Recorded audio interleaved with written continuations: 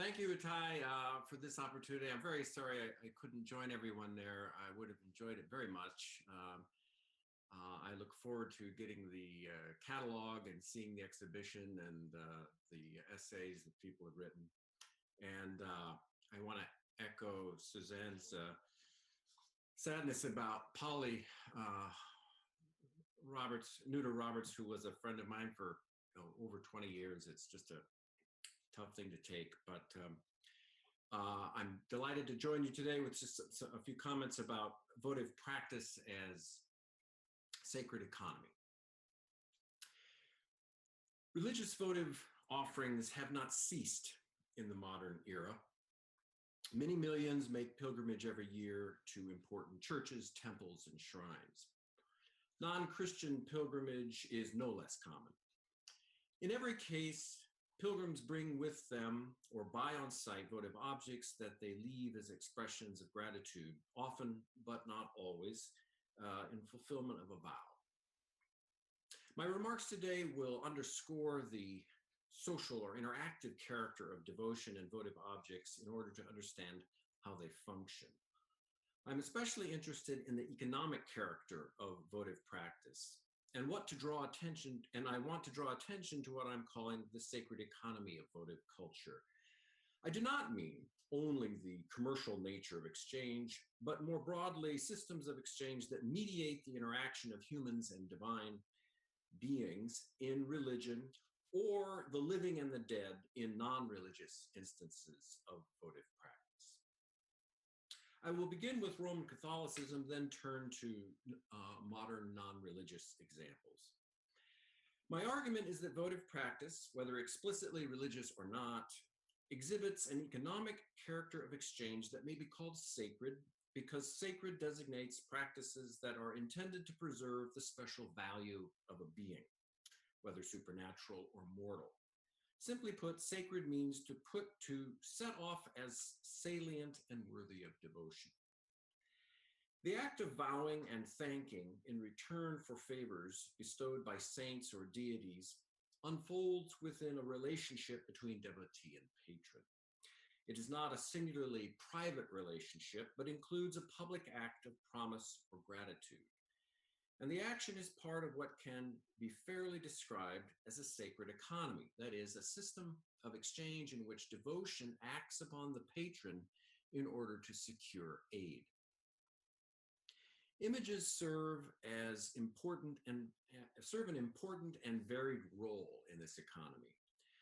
Examples of the votive image within modern Catholicism include the retablo, such as this one directed to Our Lady of San Juan de los Lagos, a typical example of an ex-voto offered at a shrine as an expression of gratitude for the saint's help, in this case, deliverance from a bus accident. Devotion to other manifestations of the Virgin Mary, such as Our Lady of Fatima, likewise exhibit the sacred economy of devotional exchange.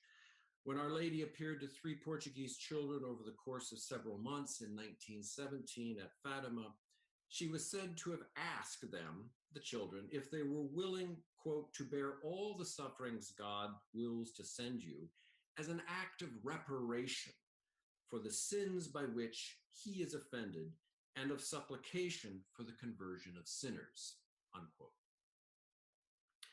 Devotion to Fatima quickly became part of a sacred economy in which the offerings of devotees paid reparations to God for the offenses committed not only by themselves, but by anyone else.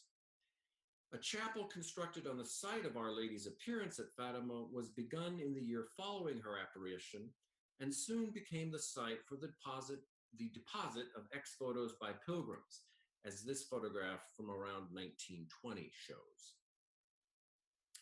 Thousands of pilgrims have continued to leave tokens of thanks ever since. Perhaps the most famous ex-voto left at Fatima is the bullet from an assassination attempt on the life of Pope John Paul II, which was placed in her crown after he visited the shrine in 1982. Votive practice exhibits several characteristic features.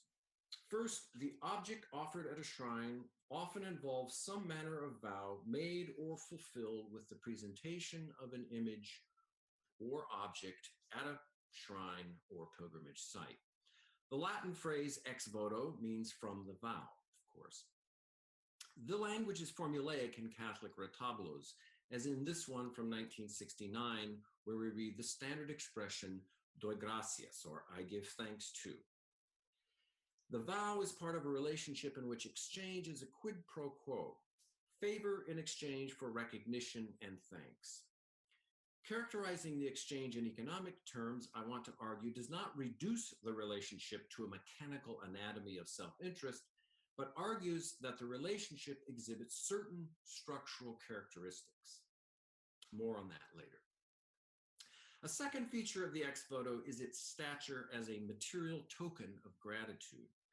It is a reciprocation that does not turn on commercial value. The offering does not typically observe a marketplace's determination of equivalent worth. Deliverance from a broken leg, for example, is not set at fair market price. One may have to pay the surgeon or the insurance company an exorbitant fee, but the fitting ex voto is rather a symbolic gesture, crafted inexpensively of wax, tin, wood, or paper. The point is not to spend great sums, which would purchase the favor from the patron and undermine the patron's status as grantor of favors. It is true that sometimes votive objects can be costly, as with these silver and gold-plated hearts, presented by the faithful in honor of favors performed by the Sacred Heart of Jesus.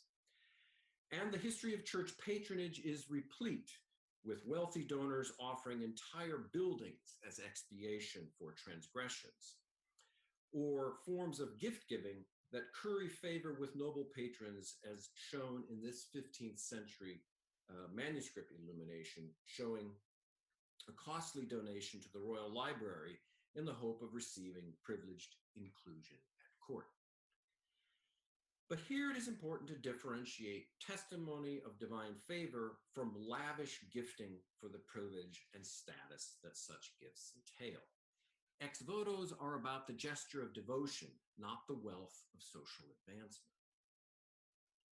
And the third feature I want to point out is that the ex voto is not a purely private exchange, as are other kinds of devotional acts, such as prayer and mortification of the flesh. To the contrary, votive practice must, in some sense, be performed publicly. Objects placed at shrines to convey the devotee's thanks for the saint's assistance anchor the act of deliverance within the public setting of the community of belief as a form of testimony. This is very clear from such ex voto sites as Elvis's home, Graceland in Memphis, or in the dense clustering of notes and personal items left at spontaneously formed shrine sites on and shortly after 9/11. The materiality of ex votos is a primary means of publicizing the relationship. As a public act, votive display performs a rite of remembrance. Votive practice is public in the sense of a unilateral testimony. The votive object placed at a public site personally addresses the deceased person in the presence of all other visitors. Since votive practice organizes the relationship between a living party and one that is dead, it should not be surprising to find that votive practice moves beyond formal religious culture into the secular spaces of modernity.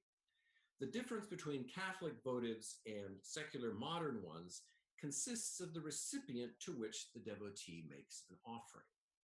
Catholic saints are invested within a spiritual economy of forgiveness and supplication. Their aid is invoked and devotion to them secures a reciprocal favor. But secular votive practice is principally a way of speaking to and remembering the dead. In both cases, a ritual offering of objects to the saint or to the deceased is part of a process of sacralizing those to whom one is devoted. The economic character of the secular ex voto shares identical language with the religious ex voto. One almost invariably hears such terms as owe or debt pay and repay in what people say at graveside, shrine, or memorial. Words like sacrifice are common and often combined with terms such as priceless or invaluable. I do not imagine that such language eviscerates the heartfelt devotion that is indispensable to mourning, but rather that the economic register is experienced as deeply compelling for measuring the impact on the aggrieved. Economic relations are rooted in moral obligations. We are compelled to behave honestly and ethically toward one another in our transactions by force of conscience. Simply put, we pay our debts because it's the right thing to do. This is not to say that economy and morality are one and the same, but that economy is bolstered by morality. While religious and secular votive practice differ in their metaphysical character, they are similar in their public proclamation of a relationship characterized by devotion. They are also similar in one of their economic functions. If ex-votos repay the saints for their aid in the form of devotion and public veneration, votive objects left at graves or memorials pay the dead something the living feel they deserve. The ritual task is to remember the dead, to address them, to thank them for their example, their inspiration, their help, or friendship. The ex-voto is part of what the aggrieved have to say to the dead and becomes the material artifact of their memory and continuing presence, as this popular print of a couple at the wall suggests. They have deposited the wreath, and behind it appears the deceased, glimpsed through the iconic surface of the polished wall of names. The power of the votive gift is considerable in this regard, since the living continue to feel a powerful debt and sorrow for the loss. They are compelled to pay the dead their attention and to devote to them acts of commemoration in order not to forget them, and not to forget them by prolonging or entering into an ongoing relationship with them, mediated by such practices as pilgrimage and the depositing of ex-votos. In this way, there is something of a sacred economy at work in the non-religious memorial. The relationship bears the features of an exchange that turns on debt and repayment, especially the debt that can never be repaid. All of this is evident in comparing the things left at memorials as votive objects. Instead of the votary saying, I vow to offer you prayer and worship, the votary promises, I vow not to forget you, not to forget what you did and how we were comrades or family. At the Vietnam Veterans Memorial, the items left at the wall are varied. Personal items, dog tags, the brand of cigarettes that friends smoked together, the alcohol they enjoyed. Votaries leave personal notes and objects of high symbolic value, such as flags or military insignia, artifacts that meant something to them, such as the Snoopy doll, which was a good luck charm shared among troops.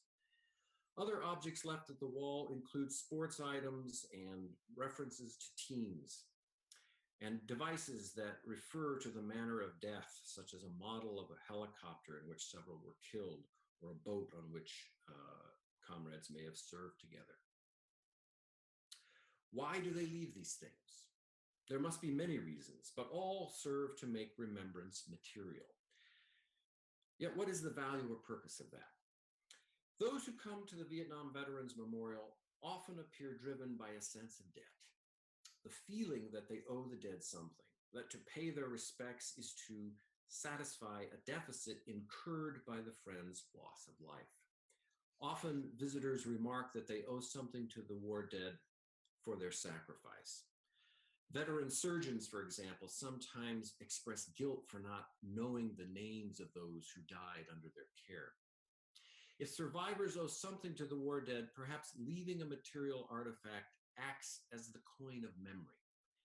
It is worth noting that paying the dead respect often takes the form of American or Vietnamese currency or coin, sometimes annotated and left at the wall. Others capture in their written comments at the wall the deeply felt relationship with the deceased as having offered a gift that requires a reciprocal act of gratitude and devoted memory. One man praised the sense of duty that a fallen soldier exhibited. Quote, "For that perception and selfless devotion to us," he wrote, "we can never thank you enough.